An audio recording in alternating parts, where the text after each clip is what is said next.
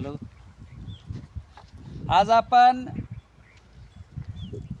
गंजेवाडी तालुका तुळजापूर येथील एका कलिंगड पिकाच्या लागवडीच्या प्लॉटवर आलेलो आहोत आणि या शेतकऱ्याने आपले वापरा बायोऑर्गॅनिकचे रोवर आणि ग्रोथर ही टेक्नॉलॉजी वापरलेली आहे. तर या टेक्नॉलॉजीचे त्यांना काय फायदे झाले, काय त्यांना रिझल्ट आले, किती दिवसापासून वापरतात, या संदर्भात आपण त्यांच्याशीच बोलूया.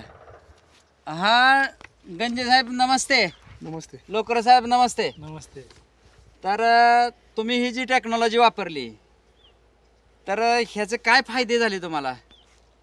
याचं आम्ही आज 2 वर्ष झालं ही टेक्नॉलॉजी वापरतो तुमची. बर, पहिल्यांदा कशाला वापरली तुम्ही? पपईला वापरले पहिल्यांदा. बर, पपईला पपईला पण वापरल्यावर तुम्हाला काय रिझल्ट आला त्यावेळेस? चांगला मस्त रिझल्ट आला, त्याचा बेस्ट रिझल्ट आला. बर, मालाची सेटिंग, फुल सेटिंग मस्त रिझल्ट, चांगला रिझल्ट आला त्याचा. हा हा हा. मग ते बघून आम्ही ह्या वर्षी कलिंगडाला पण घेतलं. बर. कलिंगडला पण मस्त रिझल्ट. सेटिंग ह्या वर्षी थंडीच्या हिशोबानं सेटिंग कमी होती, तरी ह्या हिशोबानं मस्त तुमचं वापरल्यामुळे भारी सेटिंग झाले बर आणि मस्त प्लॉट आहे. जसं आम्हाला अपेक्षा होती त्याच्यापेक्षा भारी प्लॉट झाला. बर. आता तुमच्या सोबत काही लागवडी झाल्या त्या गावात, हो, आमच्यासोबत त्याच्या प्लॉट मध्ये आणि तुमच्या प्लॉट मध्ये काय फरक असावा जाणवला का तुम्हाला? बघताय का एकमेकाचं? हो, बघतो की 1 दिवसावर 2 दिवसावर जाऊन एकमेकाचं बघतो आम्ही. बर माझ्या प्लॉट मध्ये आणि त्याच्या प्लॉट मध्ये चांगला 50% फरक आहे. बर बर बर बर. असं पानाची कॅनोपी मध्ये, पानासनीमध्ये, साईज मध्ये बी आणि मालाच्या साईज मध्ये बी भरपूर बऱ्यापैकी फरक जाणवला.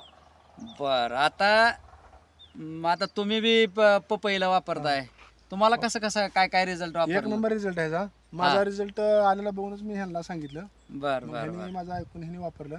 एक नंबर रिझल्ट आहे.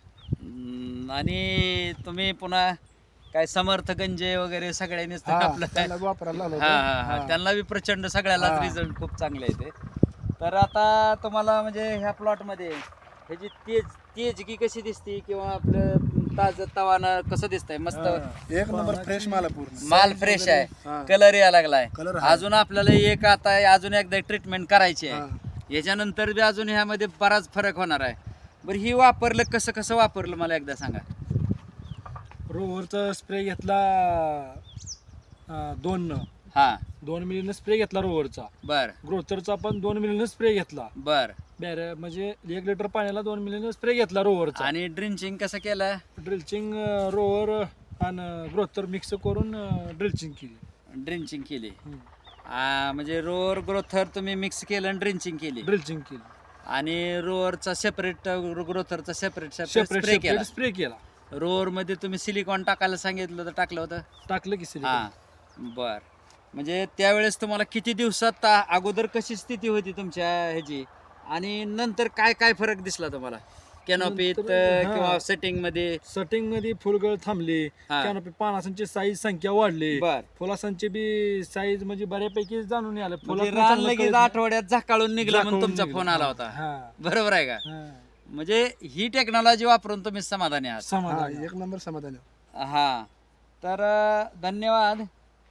तर शेतकरी मित्रांनो, तुम्हाला वापरा बायोऑर्गॅनिकचे रिझल्टबद्दल जे काय वाटलं, जर समाधान वाटलं असेल तर माझं शेतीमित्र सुनील बारबोले हे यूट्यूब चॅनल आहे, तर तुम्ही सबस्क्राईब, शेअर करा आणि लाईकसुद्धा करा.